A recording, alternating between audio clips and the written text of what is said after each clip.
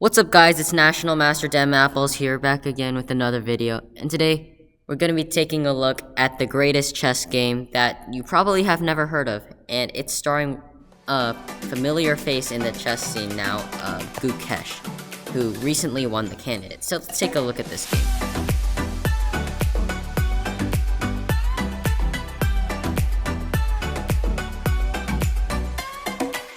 The game starts out with pawn to d4, knight f6, c4, e6, knight f3, d5, and we have a queen's gambit declined on board. Now bishop b4 is here.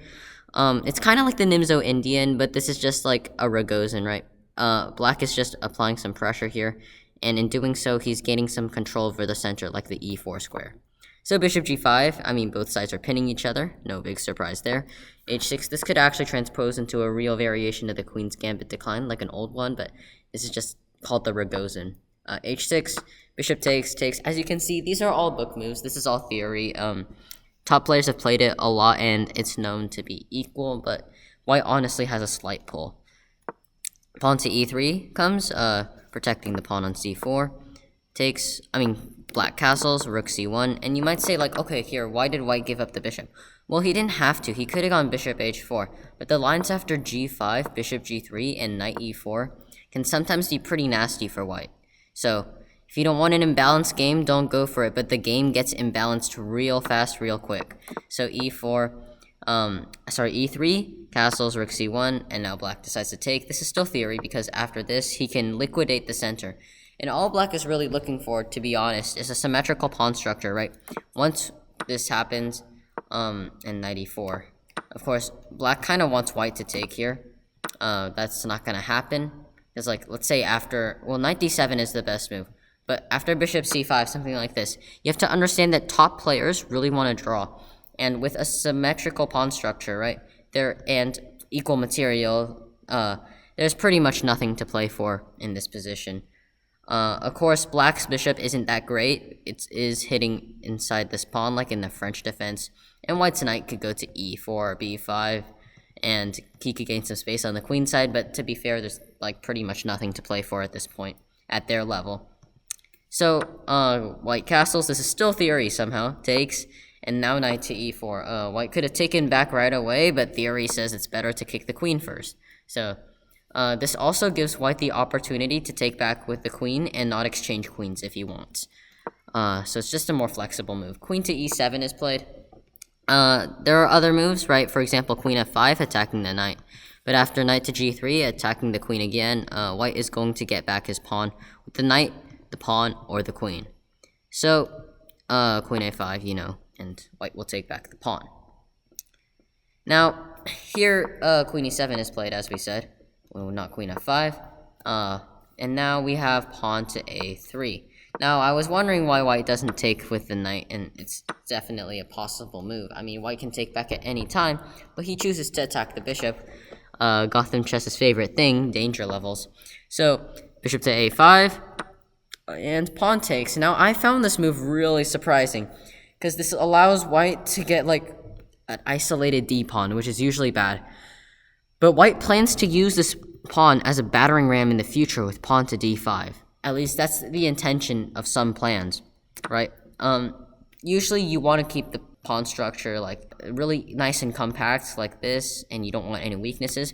But when you take with the pawn, you have an isolated d-pawn, and now you have like 3 different pawn islands, right?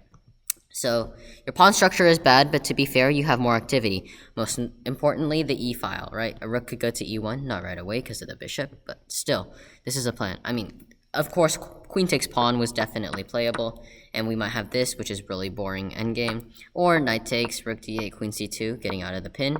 Bishop b6 attacking the knight goes back, and it's still pretty boring. So, rook d8 is still played, attacking the weak pawn. Rook c2, and this is a really interesting move. I find this to be a multi-purpose move. So the rook can go to d2 or e2. We're not sure yet, but either way, like, it can't go to d2 or e2 right away, but after pawn to b4, the rook could go to d2 or e2, and it's just a really flexible move, honestly, and it's probably just a novelty. Doesn't seem to be a book move either. So, rook to c2 is played, and Bishop d7, I mean, an extremely logical move. Black probably wants to put the bishop on c6, just to activate it, right? It's not going to get out of this pawn chain with the pawn on e6. It's like a French bishop. So, bishop d7, and the bishop probably wants to go to c6, and the knight will go to d7 and f6. And usually what black wants to do is blockade the square in front of the isolated pawn, which is the pawn on d4. Black is going to try to blockade the d5 square. So putting everything here, like the bishop on c6, and a knight on f6 to d5 is going to be a really nice plan. So rook e2 is played, and it looks like Giri, who is the other guy playing in this game, has decided and made his mind up, protecting his knight, and Gukesh moves his bishop. Queen c2, getting out of any nasty pins, and bishop b6. Apparently this is inaccurate. It looks fine to me, honestly. It's just prophylaxis against the impending move pawn to b4, which is going to be played someday or another, most likely. But bishop b6 is just prophylaxis against it. Nevertheless, the computer wants Gukesh to follow the rook and repeat moves. Just shuffle and make a draw. But bishop b6 is played, and now rook fe1. Also, notably, the bishop attacks the pawn. Now, this is actually a mistake, and the most logical move is rook to d1 anyways, which I'm not sure why he didn't play. After bishop takes e4, knight d7 is not the greatest plan, because after pawn to d5 takes, and knight g5, black is actually toast here. Why? Because, for example, you can take this, right, but you lose your queen. This is an insane double attack, discovered attack.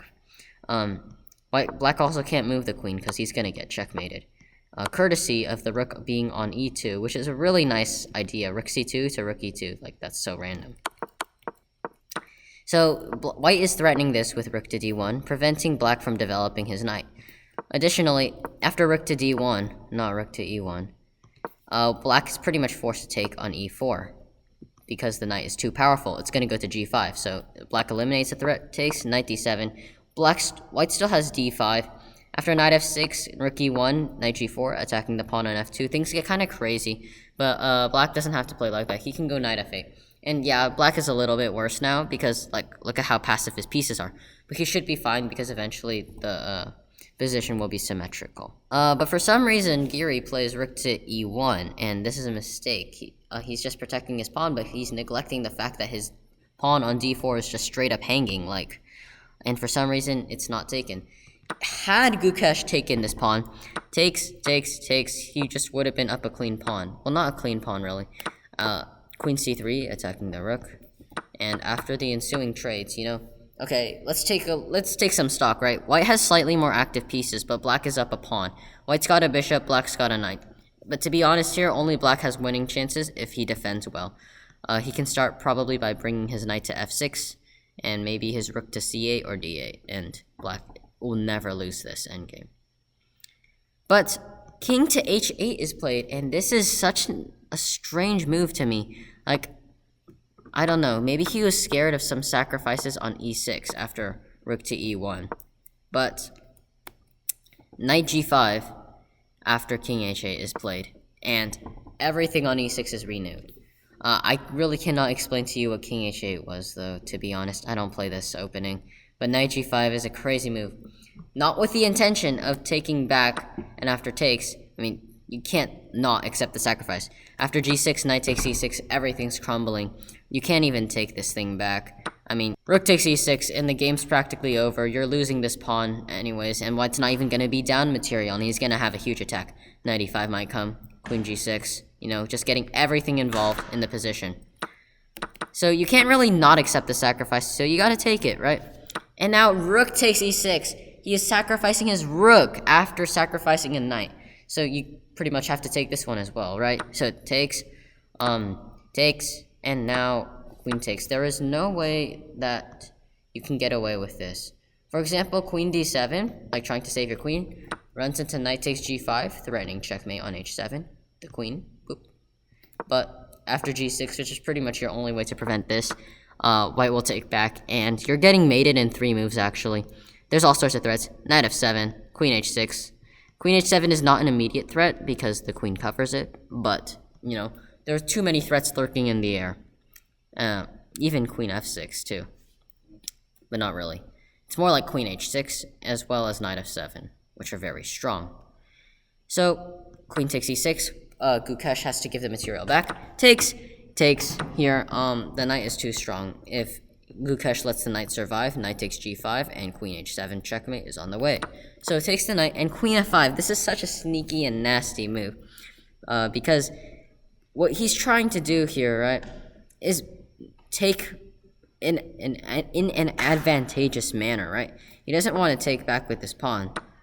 He would rather take back with his queen and not ruin his pawn structure. So queen f5 does exactly that. Why? It attacks the bishop, but it also threatens a nasty checkmate. For example, if he played there, but like if he wasn't careful, like bishop c6, queen h3 is just checkmate. And if bishop h5, preventing checkmate, there is queen takes g5, attacking the bishop. And the bishop is actually trapped. Say bishop e2, and then it's queen h5, which is queen h4, which is going to be checkmate. You're going to have to give your bishop up, and boom.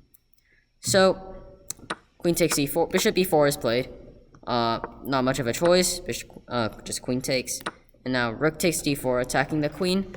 But a very nice move here. Staying cool, calm, and collected. Queen to f3, threatening checkmate on h5. And g4 is played.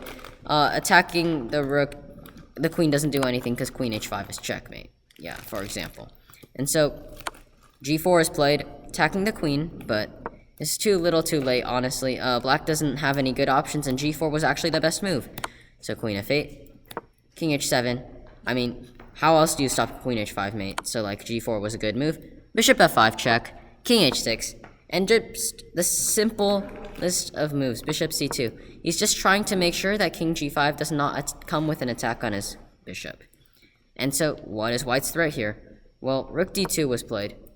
But, it's just like resignation. I mean, rook d2 was not played, my bad. It's just a continuation that's possible. But the best move is already just to give up your rook, and any top player can win this endgame. It's just so over here. And just to give you a sense of what the threat is, yeah, it's checkmate. Queen h8, king g5, queen g7, king h5, queen g6, and queen h6. Queen g6 and queen h6 checkmate. So, the thing is, checkmate is threatened, and because all Gukesh's pieces are just sitting around here, it's like, what is he going to do about it? He really can't do anything about it. He's just getting checkmated. So, yeah, just a brilliant game by Giri. I mean, sacrificing his knight followed by his rook is insane. And so, yeah, I mean, of course, this wasn't Gukesh's best game after everything started going wrong after king h8. But it just shows you, like, just 1 year later, after being much lower rated and getting crushed in this game, you can become the candidate for the World Championship match. So keep your head up, and yeah, you can do whatever is possible. And thanks for watching. Like and subscribe if you enjoyed, and I'll see you next time. Bye.